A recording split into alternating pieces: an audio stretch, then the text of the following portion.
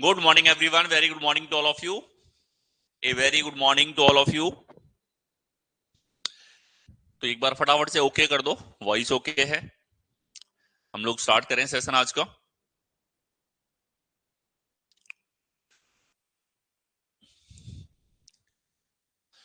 Very good morning to all of you. तो आइए start कर देते हैं आज का सेशन। सिटिंग अरेंजमेंट एंड जो हमारे पास में पजल है, अगर इसकी हम लोग बात करें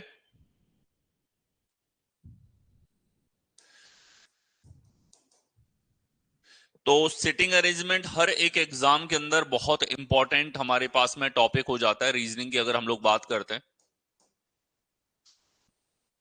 ठीक है। सीटिंग अरेंजमेंट इसको सीटिंग अरेंजमेंट भी कह देते हैं,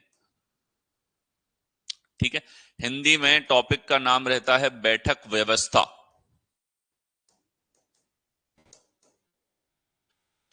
तो सिटिंग अरेंजमेंट और पजल का जो हमारा सेक्शन है उसकी आज हम लोग शुरुआत करेंगे। और इस सेक्शन के अंदर हमारे पास में जो है वो कौन कौन से टॉपिक्स हम लोग कवर करने वाले हैं उसको मैं एक बार आपको बता देता हूं।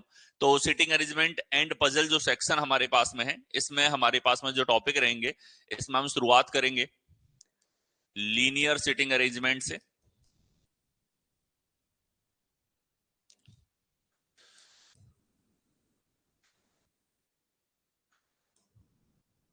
Linear sitting arrangement and puzzle से, लीनियर सिटिंग अरेंजमेंट से हम लोग स्टार्ट करेंगे, ठीक है। इसके बाद में हम लोग जाएंगे सर्कुलर सिटिंग अरेंजमेंट पे।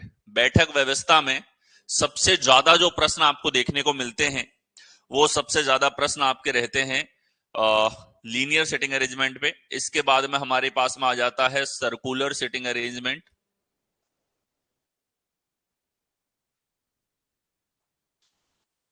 ठीक है। इसके बाद में नेक्स्ट हम लोग बात करें जो सबसे व्यापक सवाल जिनके ऊपर बनते हैं वो है रेक्टेंगुलर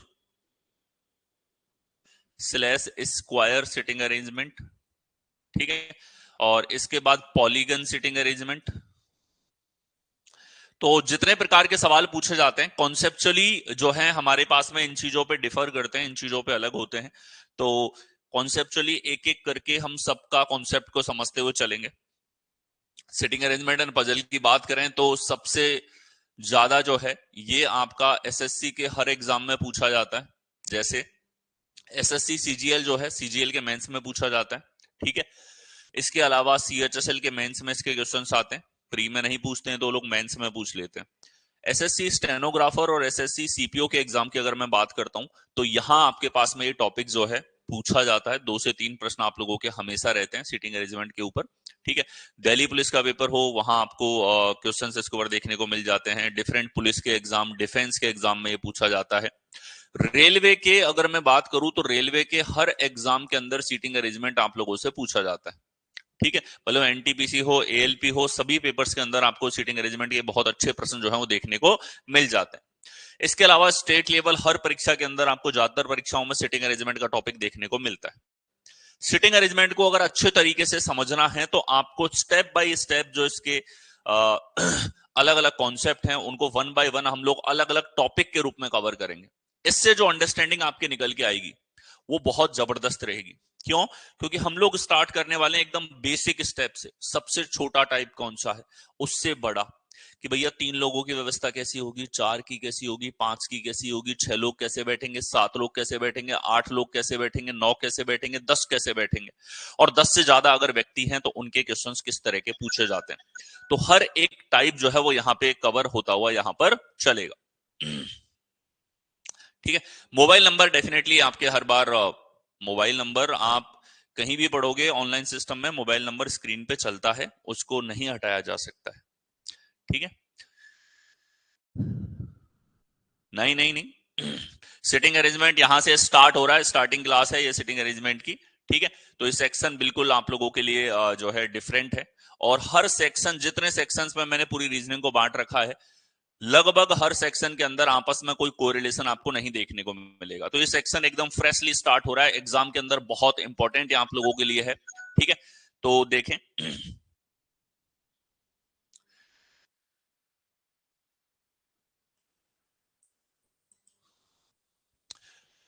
तो ये सारे टॉपिक रहेंगे। हमारी शुरुआत किससे होगी? शुरुआत होने वाली है हमारी यहाँ पर लीनियर सिटिंग अरेंजमेंट से। इसके बाद हम लोग सर्कुलर पे चलेंगे, सर्कुलर के बाद में रेक्टेंगुलर। ठीक है, लीनियर यानी कि ये रैखिक बैठक व्यवस्था है, एक पंक्ति रैखिक या पंक्ति बैठक व्यवस्था ये हमारे पास में हो जाती है। सर्कुलर की अगर हम लोग बात करें तो वृत्ताकार बैठक व्यवस्था है। वृत्ताकार, कई बार इसके लिए शब्द आ जाता है, गोलाकार व्यवस्था में लोग बैठे हुए हैं, बैठक व्यवस्था। ठीक है, रेक्टेंगुलर हमारे पास में होता है आयताकार या वर्गाकार बैठक व्यवस्था। पॉलीगन हमारे पास में हो जाता है कि आयत वर्गों के अलावा जो टाइप होते हैं जिनके ऊपर कम प्रश्न पूछे जाते हैं वो सारे पॉलीगन व्यवस्था, यानी कि पंचभुज में बैठक व्यवस्था हो, षटभुज में हो, अष्टभुज में हो, नवभुज में हो, ठीक है, नौनागन हो, डेकागन हो, उसके अंदर अगर व्यक्ति बैठे हैं तो उसका कॉन्सेप्ट हम लोग देखने वाले हैं पॉलीगन व्यवस्था के अंदर। और सबसे एंड में पजल हम लोग स्टार्ट करेंगे। पजल को भी मल्टीपल पार्ट्स में कवर किया जाएगा और आपके परीक्षा वाइज जिस तरह के सवाल पूछे जाते हैं हर एक टाइप का क्वेश्चन यहाँ पे कवर आप लोगों का होने वाला है। ठीक है, ठीक है। So very good morning to all of you. Start कर देते हैं हम लोग आज का session. Sitting arrangement and puzzle हमारे पास में सेक्शन है जिसकी हम शुरुआत करने वाले हैं।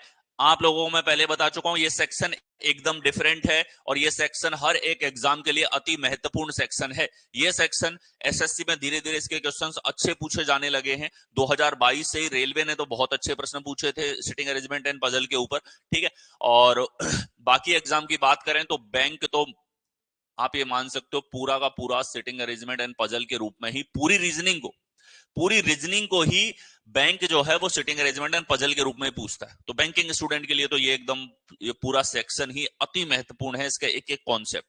ठीक है, इसके अंदर हम लोग गोल्डन रूल्स डिस्कस करेंगे। ठीक है, और इन गोल्डन रूल्स को मैं आपको समझाता हुआ चलूंगा। ये गोल्डन रूल्स लगाना अगर आप सीख गए तो इन प्रश्नों में आपको कभी कोई दिक्कत नहीं आती। कैसे चुटकियों में करें, कैसे बिना अटके, वो जो स्टेज है कि क्वेश्चन सॉल्व करते टाइम कई बार अटक जाते हैं, वो कैसे खत्म होगा, ठीक है, वो आप इसके अंदर सीखेंगे। तो आइए शुरुआत कर देते हैं हम लोग linear sitting arrangement and puzzle से। पहला जो हमारा टॉपिक रहेगा वो linear sitting arrangement and puzzle का हमारे पास में रहने वाला है। ठीक है, इससे हम शुरुआत करेंगे। ठीक है, यह है रैखिक बैठक व्यवस्था।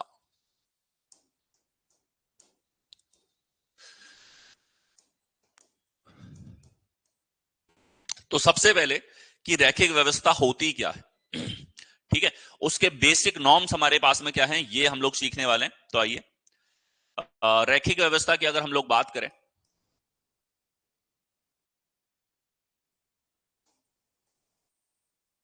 ठीक है, तो रैखिक व्यवस्था का मतलब होता है एक रेखा में, एक पंक्ति में या एक स्तंभ के अंदर लोग बैठे हुए हैं। ठीक है, ये व्यवस्था आप लोगों की इस प्रकार से हो सकती है। ठीक है, कि एक पंक्ति में कुछ लोग बैठे हुए हैं, जैसे कि आप क्लासेस चलती हैं तो ऐसे स्कूल के अंदर आप लाइन से बैठे होंगे बेंच के ऊपर। ठीक है, कि बेंच पे बहुत सारे व्यक्ति बैठे हुए हैं, इस प्रकार से आप बैठे हुए हो। तो रैखिक व्यवस्थाएं कुछ इस प्रकार से होती हैं कि मान लो कुछ व्यक्ति हैं और इस तरीके से बैठे हुए हैं। या ये व्यवस्था हमारे पास में हो सकती है कि सर ऐसा ना होकर के इस प्रकार से व्यक्ति बैठे हुए,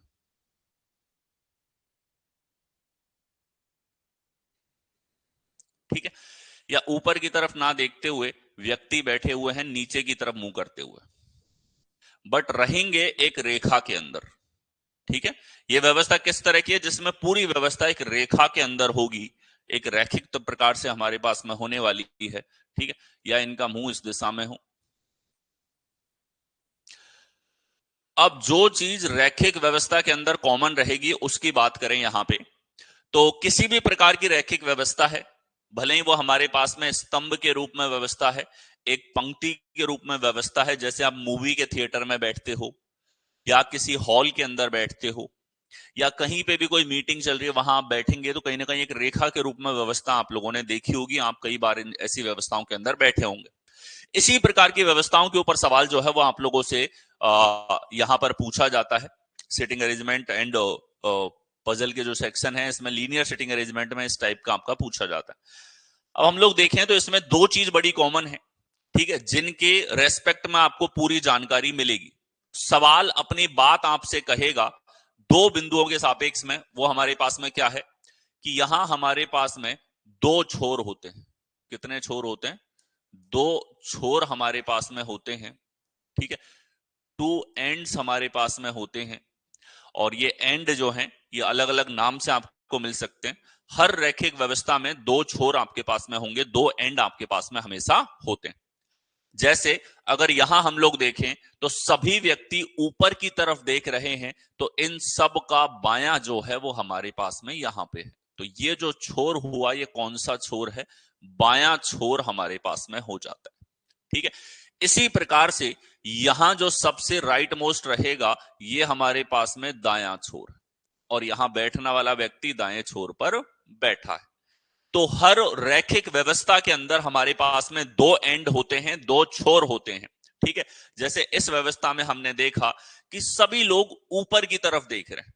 अब हम एक रेस्पेक्टिव सिनारियो लेके चलेंगे डायरेक्शन का। वो क्या है कि जब हम डायरेक्शन लेंगे तो ऊपर की तरफ हम लोग लेते हैं उत्तर यानी कि नॉर्थ, नीचे की डायरेक्शन की तरफ फेसिंग को हम लोग लेंगे हमेशा साउथ यानी कि दक्षिण। ठीक है, इस तरफ जो व्यवस्था होगी इसको हम लोग लेंगे पश्चिम या वेस्ट, और इस तरफ जो व्यवस्था है इसको हम लेंगे पूरब या हमारे पास में ईस्ट। तो इस प्रकार से बोर्ड पे जब भी हम किसी भी दिशा को दर्शाएंगे तो बोर्ड पर ऊपर की तरफ हम दर्शाएंगे उत्तर को, नीचे की तरफ दक्षिण को, वेस्ट को दर्शाएंगे बाईं ओर और ईस्ट को दर्शाएंगे दाईं ओर।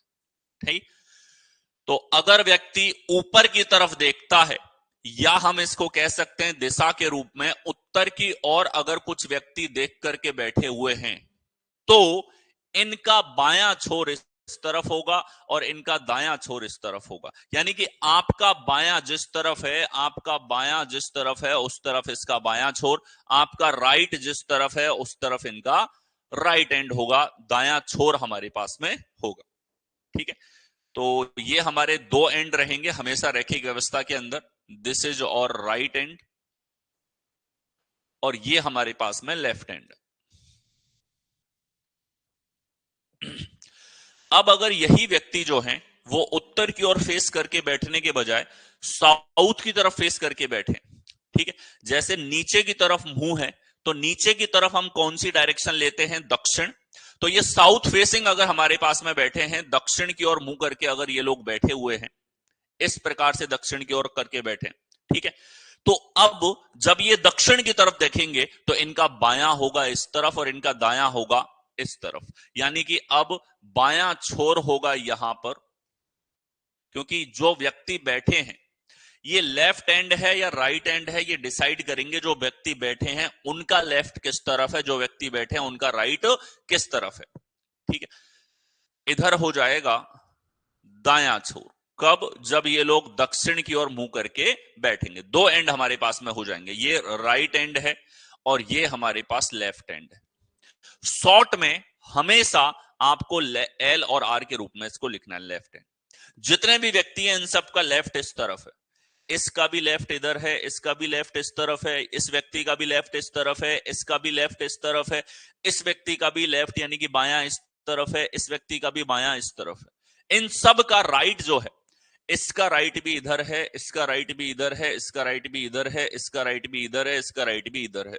तो इन दोनों छोरों के सापेक्ष जब भी आपको सवाल जानकारी देता है तो क्वेश्चन के अंदर आपको दोनों एंड के रेस्पेक्ट में पोजीशन दी जाती। ठीक है, या तो एक दूसरे के रेस्पेक्ट में या एंड्स के रेस्पेक्ट में आपको जानकारी मिलेगी। तो अति महत्वपूर्ण हमारे पास रैखिक व्यवस्था में होते हैं उसके दोनों छोर।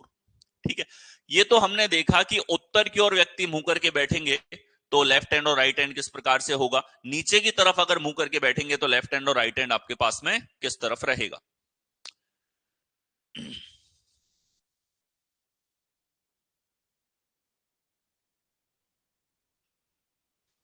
ठीक है,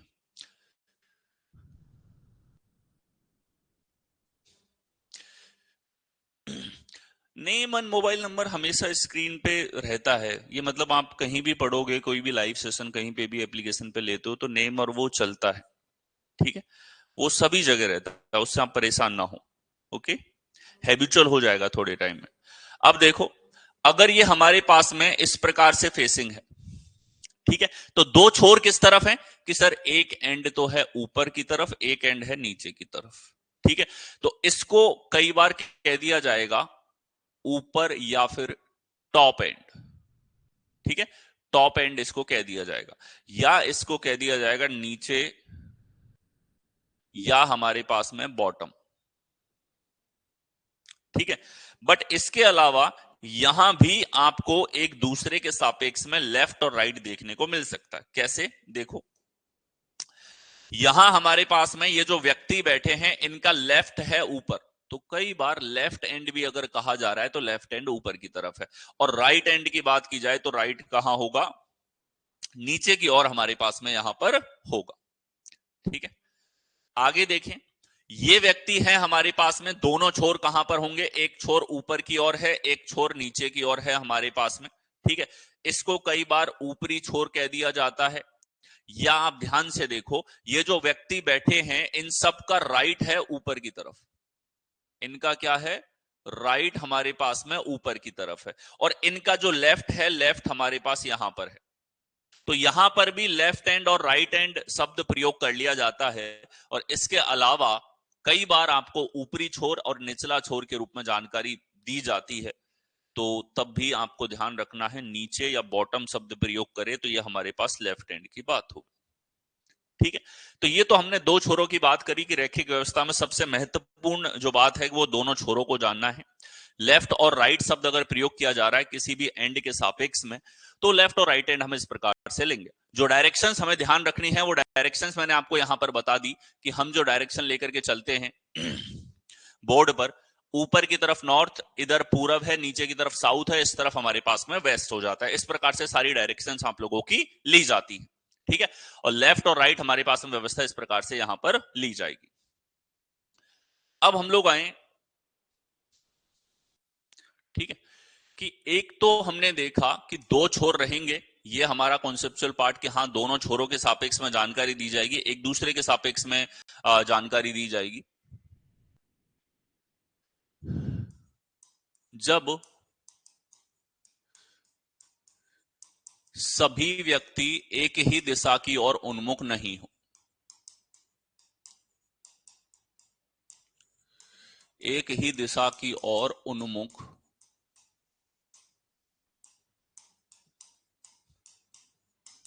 नहीं हो, ठीक है, कि दो एंड हमारे पास में रहते हैं, वो सिचुएशन हमने देख ली, हमारे 80 से 90% प्रश्न उन्हीं के ऊपर पूछे जाते हैं, लेकिन कुछ 10-15% क्वेश्चंस जो हैं उसमें आपके पास में मिक्स व्यवस्था दे दी जाती है।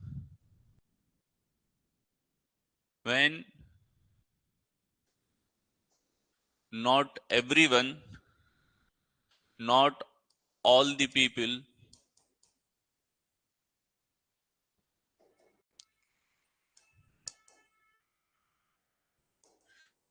faces सेम डायरेक्शन, जब सभी लोग एक दिशा की ओर उन्मुख नहीं है, मतलब इसका मतलब यह हुआ कि कुछ व्यक्ति इस व्यवस्था में बैठे हैं इस प्रकार से, कुछ बैठे हैं इस तरीके से, ठीक है। ऐसी मिक्स व्यवस्था भी हमारे पास में यहां पर हो सकती है, और अगर ये व्यवस्था होगी तो हर व्यक्ति का लेफ्ट हर व्यक्ति के सापेक्ष जो है आपको जानकारी दी जाती। जैसे इसके लिए लेफ्ट रहेगा इधर, इसके लिए राइट रहेगा इस तरफ, इस व्यक्ति के लिए जो नीचे की तरफ है इसके लिए हमारे पास में राइट रहेगा इधर, इसके लिए लेफ्ट रहेगा इस तरफ। हर व्यक्ति का लेफ्ट और राइट हमारे पास अलग अलग होगा, ठीक है। इस वाले व्यक्ति के लिए लेफ्ट इधर, राइट इस तरफ, इस व्यक्ति के लिए भी लेफ्ट इस तरफ, राइट इस तरफ। इस व्यक्ति के लिए देखा जाए तो यहां लेफ्ट इस तरफ है इसका, और इसका राइट इस तरफ है। इस व्यक्ति की बात की जाए तो इसका बायां इस तरफ है, इसका दायां इस तरफ है। इसका लेफ्ट हमारे पास इधर है, इसका राइट इस तरफ है, इसका भी लेफ्ट इधर, इसका भी राइट इधर। जो लोग नीचे देख रहे हैं उनका राइट है इस तरफ और इनका लेफ्ट है इस तरफ। तो एक दूसरे के सापेक्ष जानकारी जब भी दी जाएगी तो हर व्यक्ति के सापेक्ष लेफ्ट और राइट, बायां और दायां की जानकारी आपको इस तरीके से यहां पर दी जाती है, ठीक है। तो ये हमारे पास में एक मिक्स व्यवस्था होती है जो भी आप लोगों से यहां पर पूछ ली जाती है। एक हमने बेसिक व्यवस्था की बात करी, बेसिक व्यवस्थाएं कुछ इस तरीके से आपको देखने को मिलेंगी। हो सकता है सभी लोग उत्तर की ओर उन्मुख हो, दक्षिण की ओर उन्मुख हो, या हमारे पास में ये जो हमने देखा ये किस तरफ उन्मुख थे, पूरब की ओर उन्मुख है, या हमारे पास में पश्चिम की ओर उन्मुख है। ठीक है, इतने प्रकार से व्यवस्थाएं दे सकता है। ठीक है, अब सबसे कॉमन जो हमारे पास में है वो है उत्तर। ठीक है, यानी कि नॉर्थ की तरफ फेसिंग हो, ये हमारे लिए सबसे कॉमन होता है।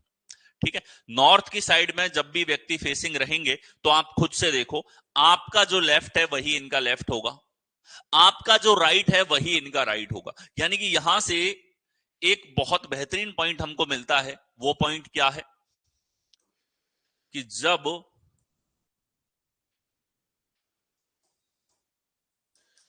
दिशा नहीं दी गई हो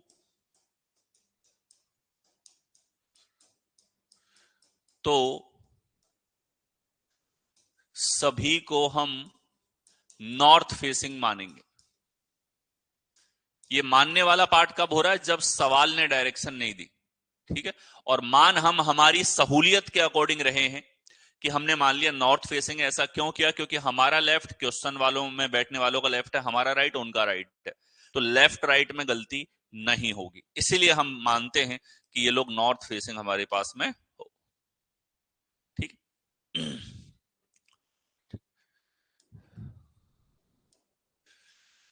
when direction is not mentioned in the question,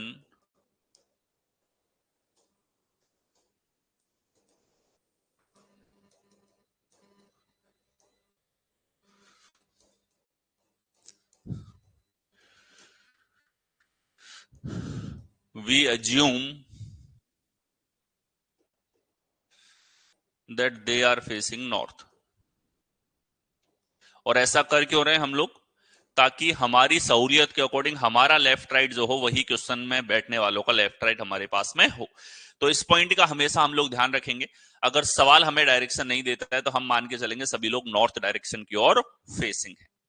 ठीक है, अब दोनों छोरों के सापेक्ष आपको जानकारी मिलती है। इसके अलावा अगर देखा जाए, ठीक है, तो इंफॉर्मेशन सवाल में किस प्रकार से मिलेगी उसको जानना जरूरी है। जानकारी जो हमारे पास में है वो जानकारी किस प्रकार से मिलेगी, तो एक एक करके जो बेसिक टाइप है जो सवाल में हमें मिलता है वो मैं आपको बताता हुआ चलूंगा। इससे आपकी हेल्प रहेगी, आप समझ पाओगे, या कोई भी मिसकंसेप्शन आपका उनको प्लेस करने में है तो वो नहीं होगा। जैसे, ठीक है, ए बाएं छोर से दूसरे स्थान पर बैठा है।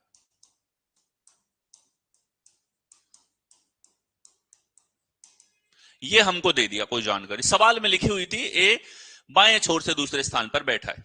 ठीक है, अब मान लो ये सब लोग नॉर्थ फेसिंग हैं तो हम किस प्रकार से लेंगे, इधर तो है लेफ्ट एंड यानी कि बायां छोर, और इस तरफ है राइट एंड यानी कि हमारे पास में दायां छोर। ठीक है, तो हम लेके चलेंगे एक बाएं छोर से दूसरे स्थान पे। अब बायां छोर अपने आप में कोई व्यक्ति नहीं है, सबसे एक्सट्रीम जो हमारे पास में एंड है। ठीक है, इंग्लिश में लिख देता है A is second from extreme left end. ठीक है, सबसे बाईं तरफ जो छोर है वहां से ए सेकंड है। तो कैसे बैठाएंगे ए को, ए बाएं छोर से बायां छोर है, यहां से कोई व्यक्ति पहला होगा और जो दूसरा व्यक्ति होगा वही हमारे पास में कौन होगा, ए होगा। कौन हो जाएगा, ए हो जाएगा। ठीक है, बायां छोर लेट से ये है, बायां छोर कोई व्यक्ति नहीं है। ठीक है, बाएं छोर पे पहला व्यक्ति यहां और सेकंड व्यक्ति दूसरे स्थान पर ए बैठा है। तो इस तरीके से हमको अरेंज करना होता है।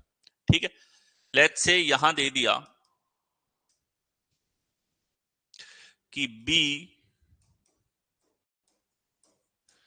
ए के दाएं चौथे स्थान पर है। ठीक है,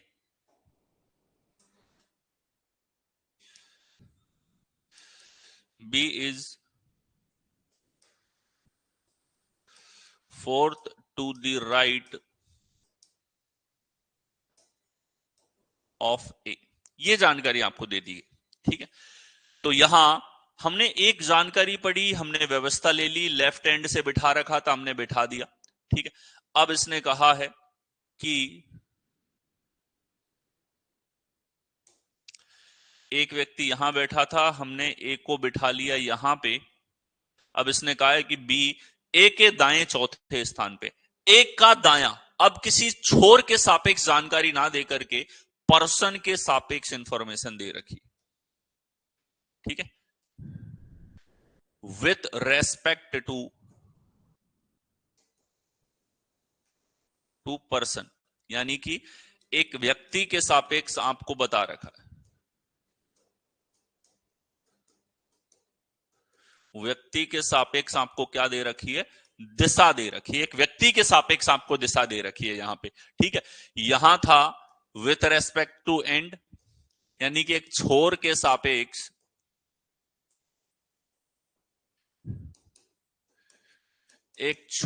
सापेक्ष दिशा।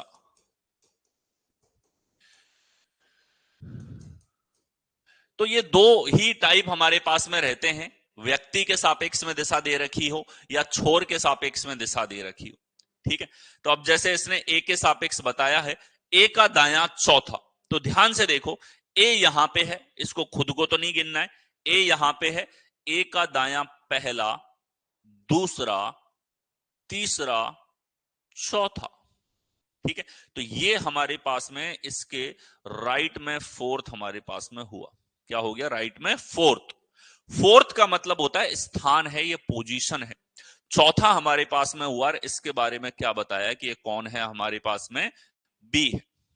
ठीक है, तो जानकारियां मोस्टली आपको दो तरीके से दी जाती हैं, या तो एक व्यक्ति के सापेक्ष में दूसरे व्यक्ति की स्थिति है, या एक छोर के सापेक्ष में दूसरे छोर की स्थिति आपको दे रखी। इसके अलावा ये दोनों के दोनों हमारे पास में कहलाती हैं डायरेक्ट इंफॉर्मेशन। कैसी जानकारियां हैं ये दोनों के दोनों हैं डायरेक्ट इंफॉर्मेशन। मतलब इसमें कोई असमंजस्य जानकारी के अंदर नहीं है, इसमें कोई परेशानी हमें नहीं है, पूरा पूरा उसने बता दिया। कोई डाउट खड़ा होने वाला, कुछ भी चीज समझ में नहीं आने वाला इसके अंदर नहीं थी। ये डायरेक्ट जानकारी है। कैसी इंफॉर्मेशन है, डायरेक्ट इंफॉर्मेशन। अब इनडायरेक्ट इंफॉर्मेशन किस तरह की होती है उसकी हम लोग बात कर रहे थे। ठीक है,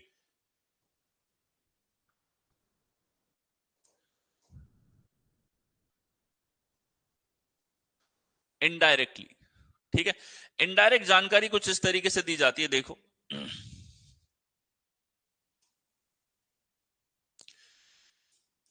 पी क्यू व आर के बीच में बैठा है। क्या लिख दिया, पी क्यू व आर के बीच में बैठा है। P is sitting between Q and R. P जो है Q व R के बीच में बैठा हुआ है। तो ये हमारे पास एक निश्चित जानकारी नहीं है। क्यों नहीं है, ध्यान से देखो।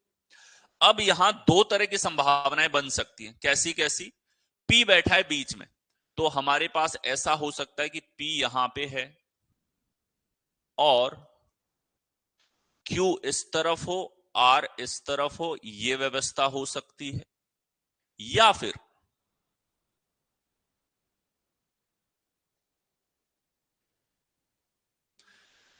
P यहां बैठा है बीच में, R इस तरफ है और Q इस तरफ है। ठीक है, इनमें से कोई भी व्यवस्था आपकी यहां पर हो सकती है।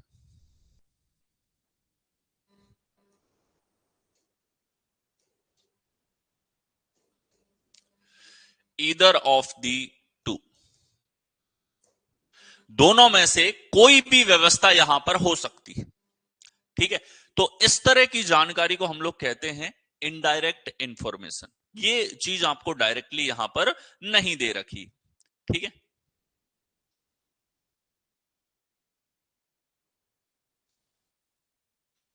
ठीक है, बिल्कुल। क्लास जो है वो आपको सेव फॉर्म में मिलेगी। ठीक है, क्लास पे जितना भी एक एक शब्द लिखा जा रहा है ये आपको पीडीएफ के रूप में मिलेगा। ओके, और जो क्वेश्चंस रहेंगे उन सारे क्वेश्चंस की प्रिंटेबल फॉर्मेट में पीडीएफ भी रहेगी। ठीक है, विदाउट पेन भी ये क्लास आपको मिलेगी, 3 तरह की पीडीएफ मिलेंगी। आप बेफिक्र रहें, बट फिर भी आप नोट्स बना सकते हैं तो बनाते हुए चलें, समझते हुए चलें। ठीक है, मैं आपको सारे नोट्स दूंगा।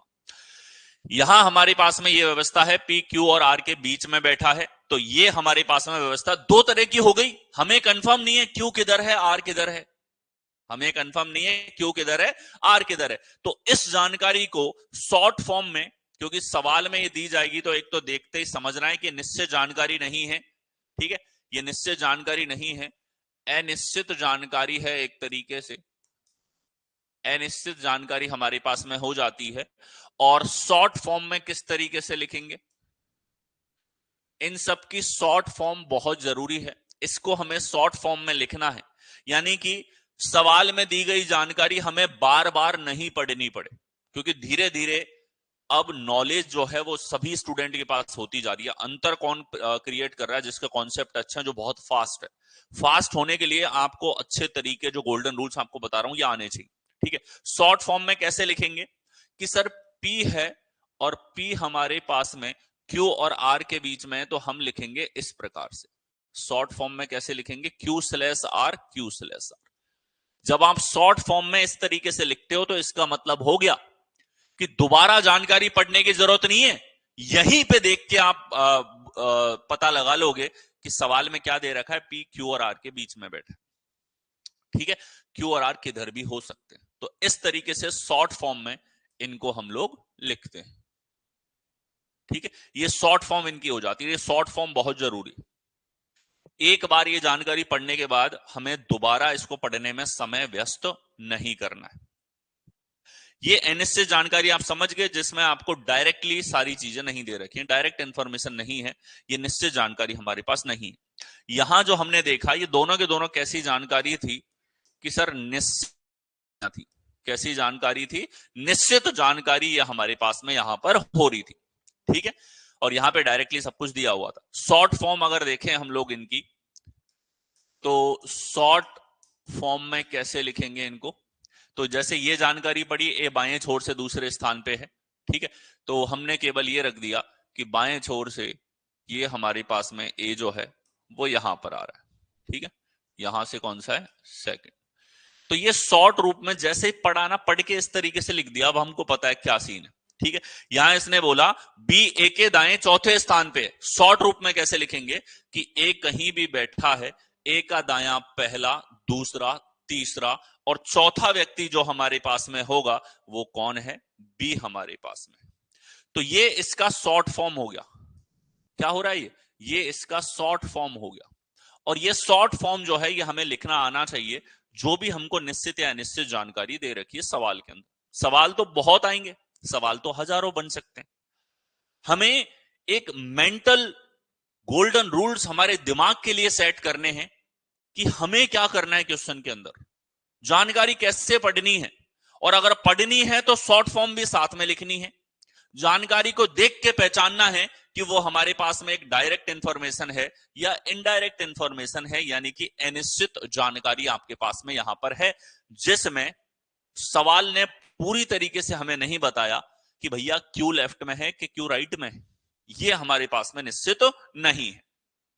और चलें देखो, और टाइप जितने तरह की मिलेगी हमको। अगला हमारे पास वेरिएशन,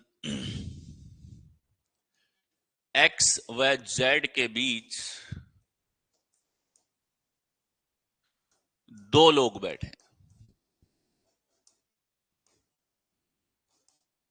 ठीक है, ये भी एक हमारे पास में एनएसएस जानकारी है, जिसमें पूरी तरीके से हमको क्यू और आर की रेस्पेक्टिव पोजीशंस नहीं दी हुई है।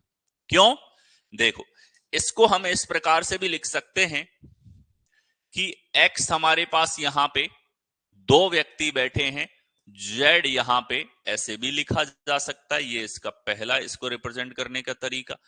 दूसरा हम लिख सकते हैं कि जेड हमारे पास यहां पे है और एक्स हमारे पास यहां पे है।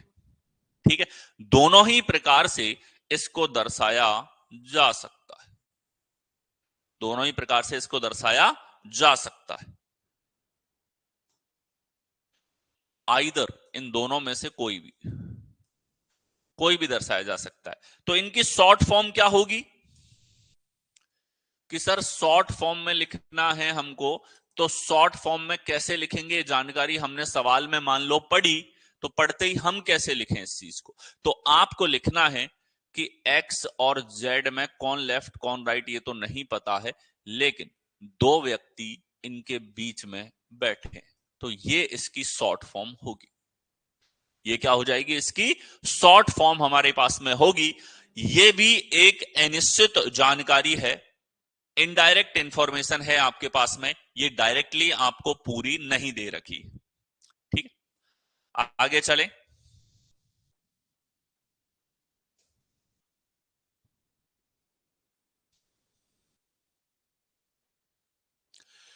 आगे देखो, मान लो इस तरीके से आपको दे दिया जाए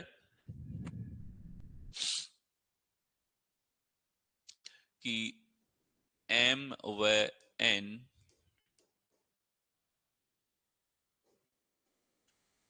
एक दूसरे के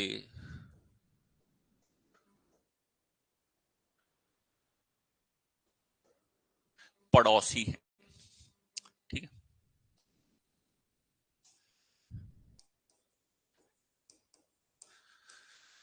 m and n आर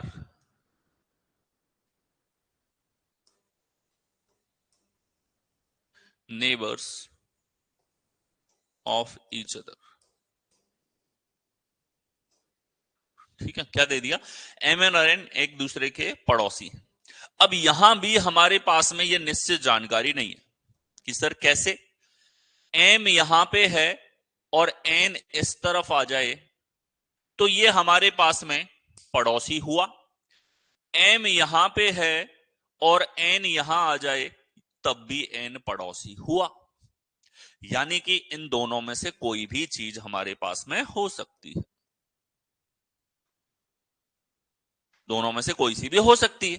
ठीक है, दोनों पड़ोसी एक दूसरे के होने को दर्शाते हैं।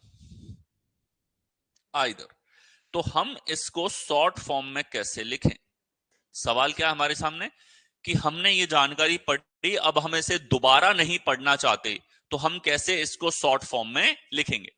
तो शॉर्ट फॉर्म में इसको लिखेंगे हम लोग कि m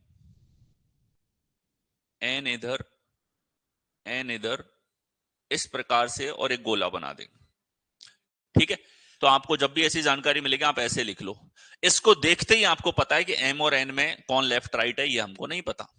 n और m ऐसे भी बैठ सकते हैं, ऐसे भी बैठ सकते हैं, ये तो शॉर्ट रूप में हम इस तरीके से इसको लिखेंगे।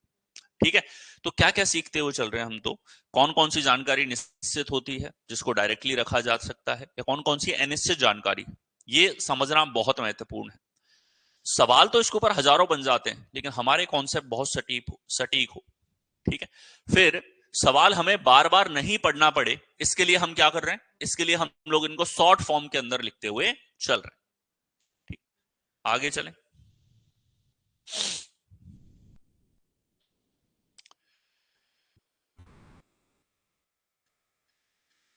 P किसी छोर पर बैठा है,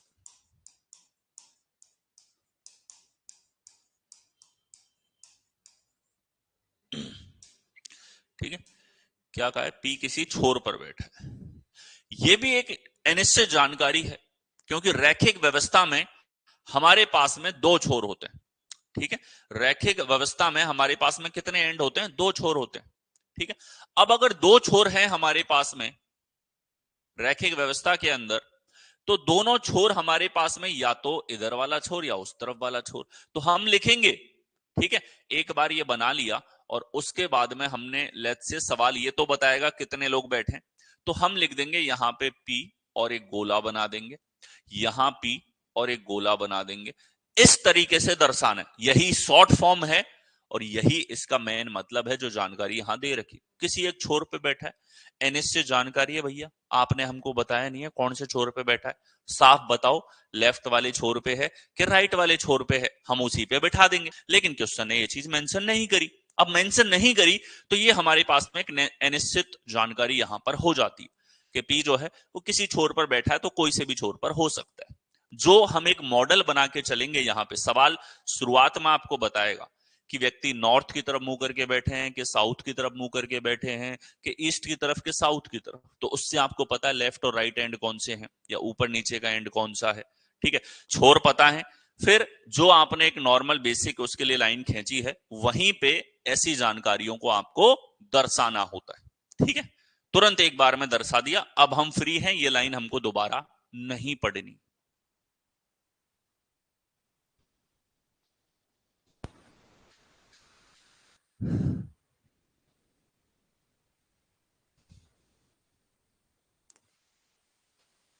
एक्स व वाई के बीच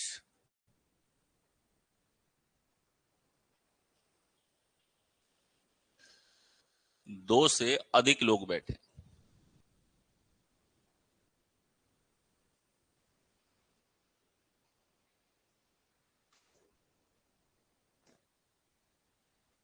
ठीक है, तो देखो ये हमारे पास में था P sitting,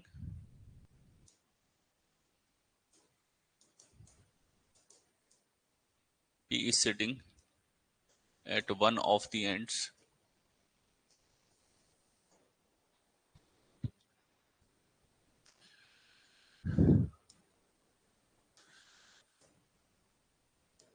more than two people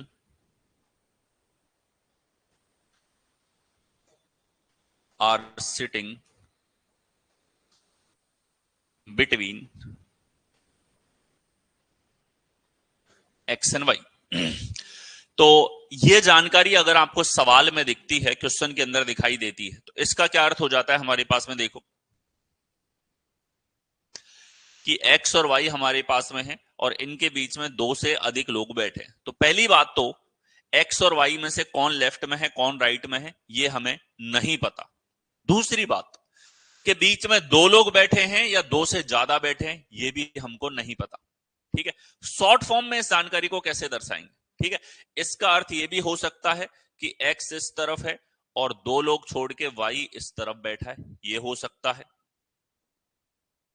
या इसका अर्थ हो सकता है कि y इस तरफ है और दो व्यक्ति छोड़ के x इस तरफ है, ये हो सकता है। या हमारे पास में x इस तरफ और कई व्यक्ति छोड़ के y यहां पे आ रहा है, दो प्लस इतने दो से ज्यादा लोग। ठीक है, ये हो सकता है। और बहुत सारी संभावनाएं हो सकती हैं क्योंकि इसने तो कहा है दो से अधिक। अब दो से अधिक अपने आप में ही असंभावना को यहां पे दर्शा रहा है, तो ऐसे बहुत सारे केस यहां पे बनाए जा सकते हैं, बहुत सारे केस यहां पे बन सकते हैं। तो शॉर्ट फॉर्म में कैसे लिखें सर इसको। ठीक है, शॉर्ट फॉर्म में कैसे दर्शाएं, ऐसी जानकारी अगर हमें पढ़ने के बाद में दोबारा नहीं पढ़नी है, दोबारा इसको पढ़ने में समय नहीं देना है, तो हम क्या करें। तो आपको यह करना है कि x और y में से कौन लेफ्ट है ये तो नहीं पता, लेकिन बीच में आप ये लिख दो दो प्लस और x एंड y। इस तरीके से आपको एक बार पढ़ने के बाद में इसको लिख देना है।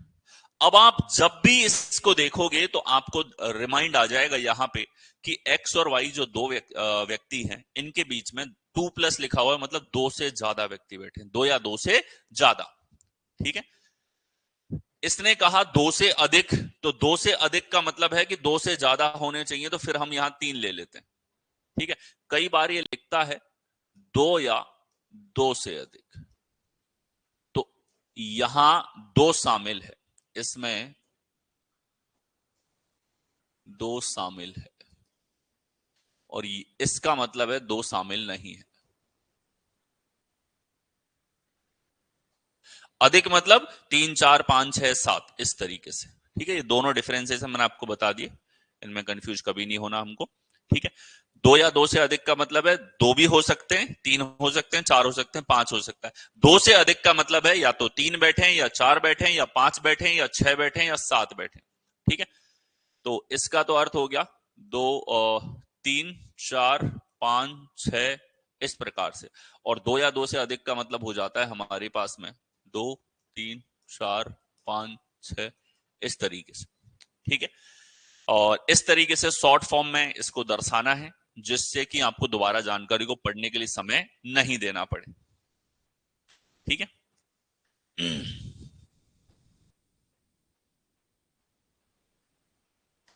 आगे हम लोग आए। ठीक है, मेजर जो टाइप्स हैं जो लैंग्वेज के ऊपर बेस्ड ऑन है, वो मैं आपको यहां पे बताता हुआ चल रहा हूं। ठीक है,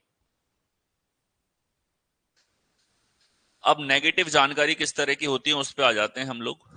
नकारात्मक जानकारियां।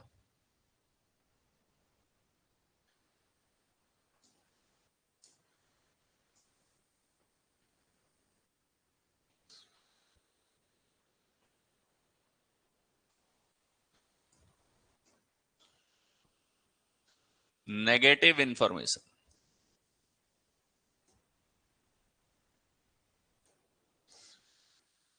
क्या है? नेगेटिव इंफॉर्मेशन हमारे पास में यहां पर है। नकारात्मक जानकारी के बारे में आपको गोल्डन रूल बता दूं तो इसके बारे में गोल्डन रूल है कि नकारात्मक जानकारी से कभी भी सवाल की शुरुआत नहीं करनी होती। क्या कहा मैंने? बार बार ये रिपीट होगा क्वेश्चंस के साथ में भी। नकारात्मक जानकारी से कभी भी क्वेश्चन की शुरुआत हमें नहीं करनी होती, क्योंकि यहां पे नेगेटिव इंफॉर्मेशन है, निश्चित तरीके से हमें नहीं पता है और इसमें बहुत सारी संभावनाएं बन सकती हैं, इसीलिए कभी भी नकारात्मक जानकारी से क्वेश्चन को शुरू नहीं करना होता। नकारात्मक जानकारी हम बाद में काम में लेते हैं, जब जिनके बारे में जानकारी दे रखी है वो व्यवस्थित हो गए हैं, तब काम में लेंगे। ठीक है, बाकी हर सवाल के साथ में रिपीट करता हुआ चलूंगा, बार बार ये कॉन्सेप्ट आएंगे। अभी हम देखें नकारात्मक जानकारी किस तरह की होती है।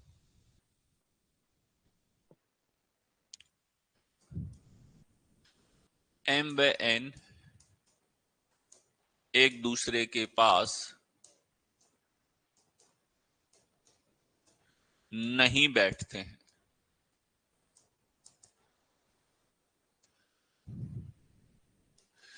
एन पड़ोसी नहीं है। इस तरीके से दे दिया, मान लो आपको। ठीक है, M and N does not sit with each other.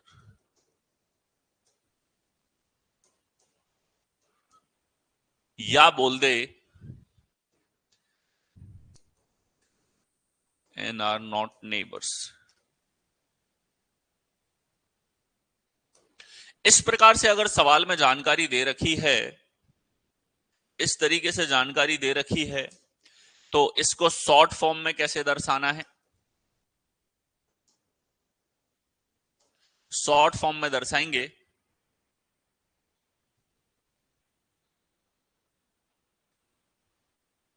इस प्रकार से। जब पड़ोसी थे तो हम क्रॉस नहीं लगा रहे थे, अब इसने कह दिया कि पड़ोसी नहीं है, तो हम इसको शॉर्ट फॉर्म में लिखेंगे इस प्रकार से। ठीक है, इस तरीके से शॉर्ट फॉर्म में इसको लिखेंगे।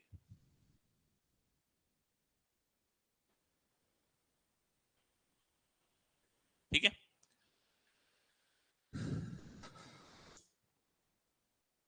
सर बहुत ही अच्छे से समझ में आ रहा है। बिल्कुल समझ में क्यों नहीं आएगा यार, यहां कॉन्सेप्ट को बिल्ड किया जा रहा है। मैं मान के चल रहा हूं कि आप लोग एकदम जीरो लेवल पे हैं और आपको जीरो लेवल से धीरे धीरे आप लोग ऊपर चलोगे। ठीक है, आपको बस इतना करना है कि हर क्लास को फॉलो करें। ठीक है, लाइव देखो या इसको रिकॉर्डेड फॉर्म में देखो। आप इस क्लास को देख रहे हो तो पहली क्लास से पूरा देखते हो चलो, पूरा सुनते हो चलो। शुरू में एक बिल्डअप होता है, आप समझते हो टॉपिक क्या है, इसमें कितने प्रकार की चीजें हैं, क्या क्या दिया जाता है, हमें क्या क्या दिमाग में पहले से डाल के रखना है। आपका एक बेसिक तैयार कर रहा हूं अभी मैं, होता है ना, इमारत तो अभी खड़ी होगी, उसके नीचे नींव डलती है, वो नींव डल रही है। आपके टॉपिक के स्टार्टिंग में क्या होता है, उसकी नींव डाली जाती है पूरी। ठीक है, वो नींव डाल रहा हूं आपकी यहाँ पे, ठीक, जिससे आप समझ पाओ किस तरीके से चीजें, जो सवाल आएंगे तो आपको लगेगा ये भी देख रखा, ये भी देख रखा, यानी कि वो स्टैंडर्ड फॉर्मेट आपको पता है क्वेश्चन का क्या होगा, जानकारी तो है। सवाल को ऐसे देखो कि क्या है, कुछ नहीं है, 5-7 जानकारियां हैं बस, इससे ज्यादा सवाल में कुछ नहीं, डरने की तो कोई बात ही नहीं। 5-7 जानकारी है, पढ़ना है, उत्तर लगाना है और जाना है बस। जब एटीट्यूड ऐसा रखोगे तब जाके आप जो है मेंटली स्ट्रांग होकर चीजों को बहुत अच्छे लेवल पे देखो। तो ये वो बिल्डअप की स्टेज है आप लोगों की, ठीक है।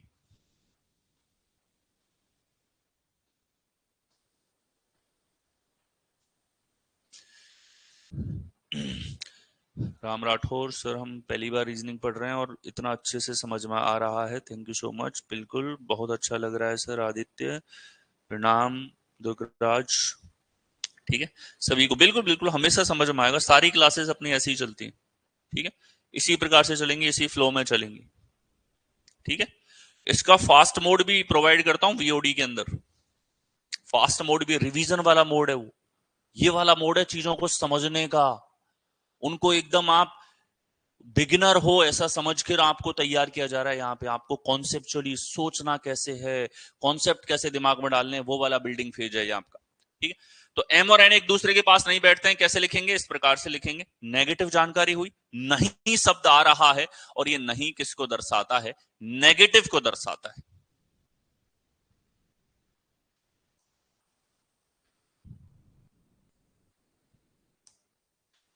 एम एन के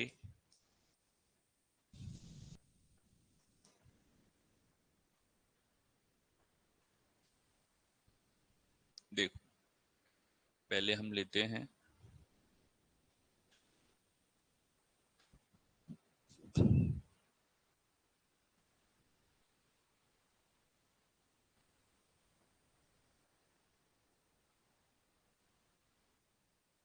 कि पड़ोसी के पास नहीं बैठता।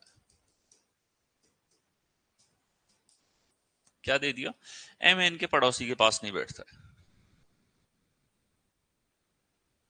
तो देखो, इसका अर्थ क्या हुआ हमारे पास में, या इस जानकारी को हम शॉर्ट फॉर्म में कैसे लिखें ताकि दोबारा नहीं पढ़ना पड़े हमें, ठीक है।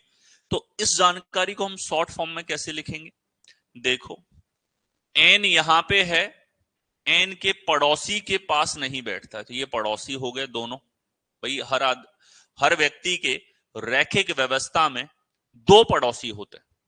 लेफ्ट में कोई व्यक्ति बैठा है वो उसका पड़ोसी है, राइट में कोई व्यक्ति बैठा है वो उसका पड़ोसी है, ठीक है।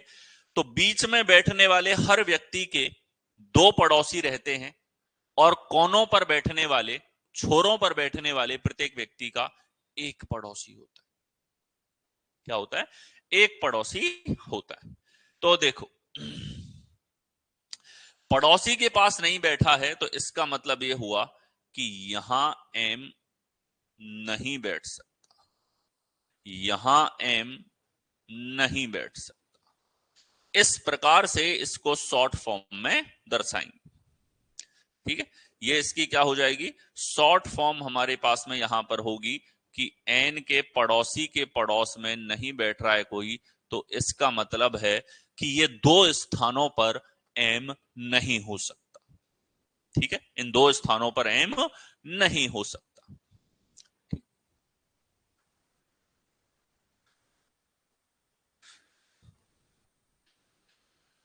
अगला,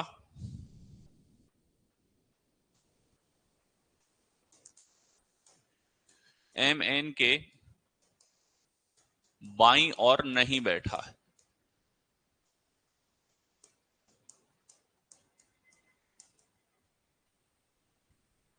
ठीक।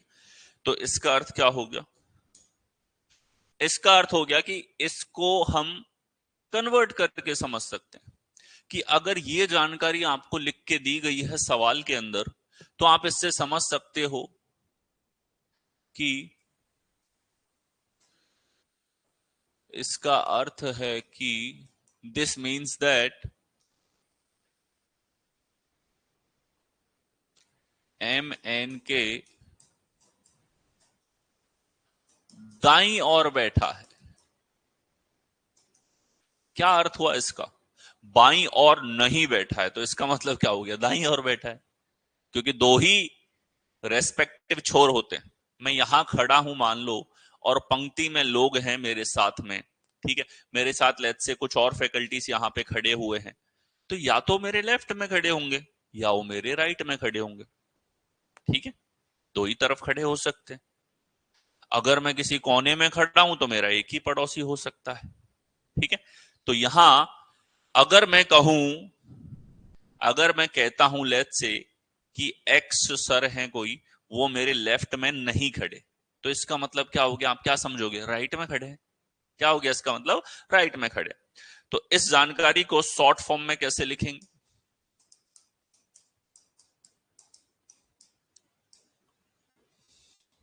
शॉर्ट फॉर्म में कैसे लिखेंगे? तो यहां हमारे पास में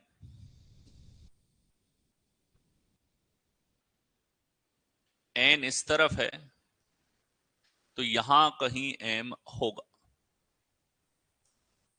यहां कहीं एम होगा, ठीक है, यहां कहीं एन होगा। इसका अर्थ क्या हो गया कि एम जो है एन के दाईं ओर कहीं बैठा हुआ है, इसके बीच के व्यक्तियों का हमें कुछ नहीं पता।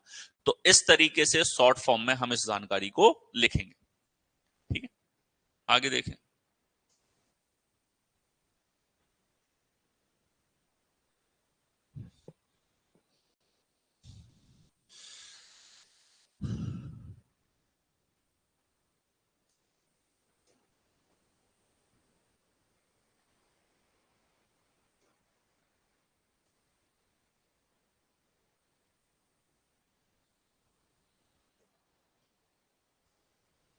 ठीक है, पी किसी छोर पर नहीं बैठा है। पी के बारे में क्या बताया? किसी छोर पर नहीं बैठा है। तो इस जानकारी को शॉर्ट फॉर्म में हम कैसे दर्शाएंगे वो देखिए। शॉर्ट फॉर्म में हम दर्शाएंगे कि जो भी हमने व्यवस्था बना रखी है सवाल को पढ़ के, वहां हम दर्शा देंगे कि पी क्रॉस लगा दिया, नहीं बैठता है। इस छोर पर कोई व्यक्ति है, पी यहां नहीं बैठता है। तो इसको हम शॉर्ट फॉर्म में इस तरीके से दर्शाएंगे। जब बैठने वाली बात आई थी, किसी एक छोर पे बैठता है, निश्चित बात हुई थी, तब भी हमने इसी तरीके से दर्शाया था, क्रॉस नहीं लगाया था। क्रॉस क्यों लगा दिया? नहीं यहां पे आ रहा है। तो आप देखो, जब जब हम इंफॉर्मेशन में क्रॉस लगाते हुए चल रहे हैं, तो वो किसको दर्शा रहा है? नेगेटिव इंफॉर्मेशन को दर्शाने के लिए लगाते हुए चल रहे हैं, ठीक है। इस तरीके से पी अगर किसी छोर पे नहीं बैठा है, तो ऐसी जानकारी को इस प्रकार से दर्शाया जाएगा।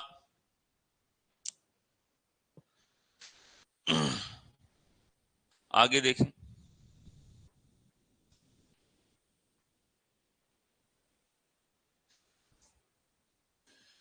एल व एम के बीच, एल व एम के बीच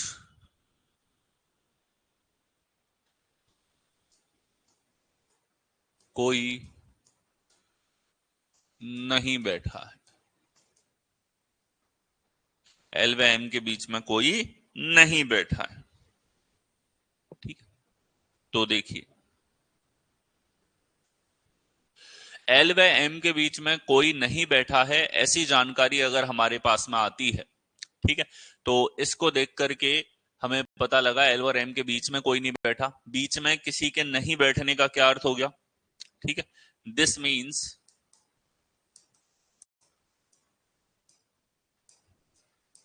दैट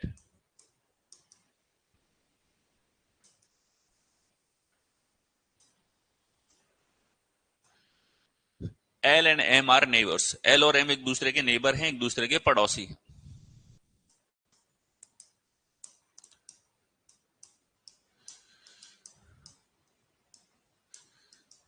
एक दूसरे के पड़ोसी, ठीक है। एल और एम एक दूसरे के क्या हैं? पड़ोसी। अब देखो, पड़ोसी हैं, तो इसको हम शॉर्ट फॉर्म में कैसे दर्शाएंगे? कि सर शॉर्ट फॉर्म में दर्शाना है, तो शॉर्ट फॉर्म में हम इसको दर्शाएंगे कि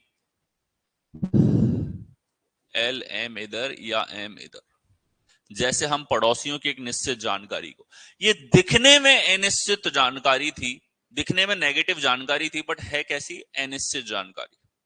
ठीक है, नेगेटिव अनिश्चित के रूप में इसको दर्शाया जा सकता है। ठीक, और देखो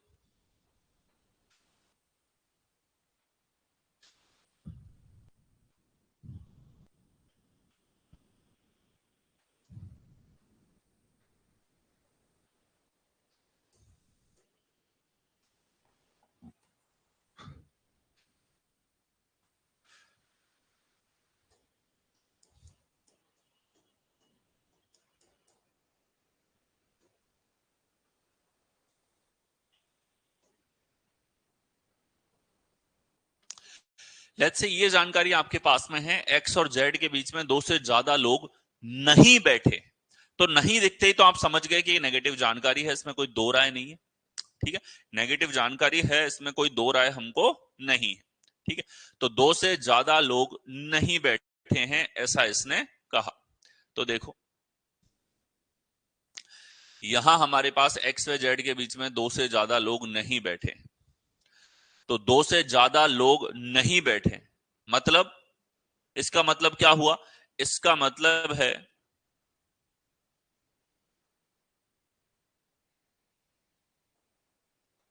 है कि के बीच में दो या दो से कम लोग बैठे।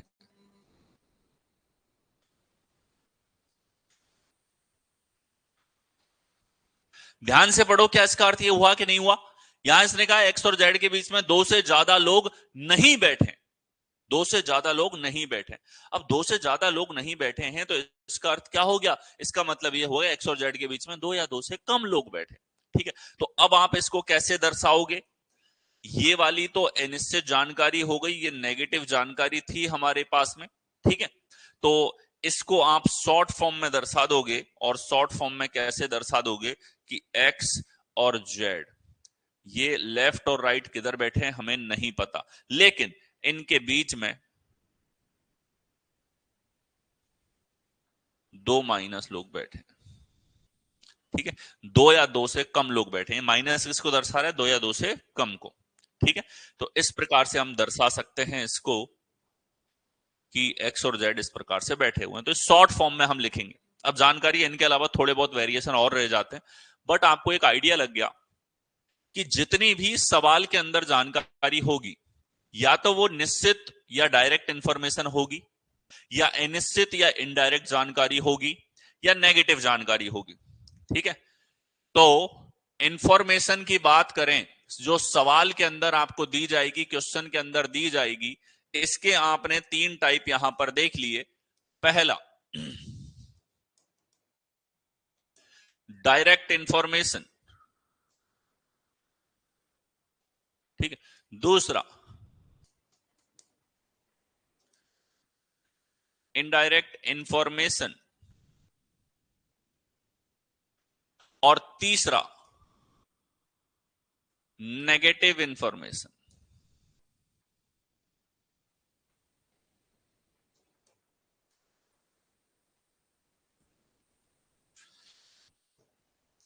ठीक है, कि यहां बात हो रही है जानकारी की, जो सवाल होता है केवल कुछ नहीं है, जानकारियों का एक गुच्छा है सवाल, जिसमें बहुत सारी मल्टीपल इंफॉर्मेशन है। ठीक है, उनमें से या तो हमें जानकारी निश्चित जानकारी है, या अनिश्चित जानकारी है, या नकारात्मक जानकारी है। कैसी है? नकारात्मक जानकारी है। ये तीन तरह की जानकारी हमारे पास में होती है। ठीक है, अब आपका ये बेसिक है ना भाई, है क्या रैखिक व्यवस्था? रैखिक व्यवस्था में जानकारियां कैसी आती हैं, जानकारियां कितने प्रकार की होती? ठीक है, ये आपने देखा, इसका एक नींव खड़ी हो गई। अब कल हम बात करेंगे गोल्डन रूल्स की। ठीक है, आज भी गोल्डन रूल्स के कुछ पॉइंट आए, गोल्डन रूल्स की हम बात करेंगे कि जानकारियां हमें सवाल में होंगी तो हम सवाल पढ़ के ये पता लगा लेंगे कितनी नेगेटिव हैं, कितनी अनिश्चित हैं, और कितनी निश्चित हैं। ये तो हम सवाल को पढ़ के पता लगा ही लेंगे। फिर बात आती है कि हम शुरुआत किससे करें। सर हमें तो वो स्पीड चाहिए कि हम सवाल को एक बार पढ़ने के बाद में ना तो दोबारा पढ़ना पड़े, और एक बार सॉल्व करना स्टार्ट करें तो बीच में हम रोके भी नहीं। तो इस लेवल पे गोल्डन रूल्स आपको लेके जाएंगे। जिस दिन आप गोल्डन रूल्स अच्छे से लगाना सीख गए ना, ठीक है, जो आप इन क्लासेस के थ्रू सीखेंगे, उसके बाद कभी आपको दिक्कत नहीं आएगी। ठीक है, तो चलिए आज के लिए इतना आप रिवाइज करके आइए। ठीक है, आज के लिए आपको इतना पढ़ के आना है, और फिर नेक्स्ट क्लास में इसके आगे हम लोग देखने वाले हैं। ठीक है, सो बहुत अच्छा लग रहा है सर, बिल्कुल अच्छा लगेगा आदित्य। और आपने कहीं नहीं एक्सपीरियंस करा होगा, इस लेवल पे हम रीजनिंग को लेकर के जाएंगे, और बहुत अच्छी लर्निंग आपको यहां से मिलने वाली। रेगुलर रहें, सेशंस को लाइव अटेंड करें। लाइव अटेंड करने का मतलब है आप एक शेड्यूल फॉलो कर रहे हो, और शेड्यूल फॉलो करना लाइफ में बहुत जरूरी है। ठीक है, अगर आप एक शेड्यूल फॉलो कर रहे हो, मैं जैसे करवाता हुआ चल रहा हूं वैसे पढ़ते हुए चल रहे हो, तो आपकी रीजनिंग आप करके हटोगे एक बार, उसके बाद में इस लेवल की होगी कि आप एक नंबर एग्जाम में कहीं नहीं जाने दोगे। ठीक है, मार्क्स तो बढ़ेंगे ही, स्पीड जो निकलेगी, क्योंकि यहां समय बचाने का जो स्कोप है रीजनिंग में, उतना ना मैथ में बचेगा ना ही इंग्लिश में बचेगा। रीजनिंग में जितना स्कोप आपको मिलता है, ओके, तो उसी लेवल के कॉन्सेप्ट मिलेंगे, बहुत मजा करते हुए आप चीजों को पढ़ते हुए और समझते हुए चलेंगे। ओके, सो आज के लिए अलविदा कहते हैं, मिलेंगे आप लोगों से नेक्स्ट सेशन में। Thank you.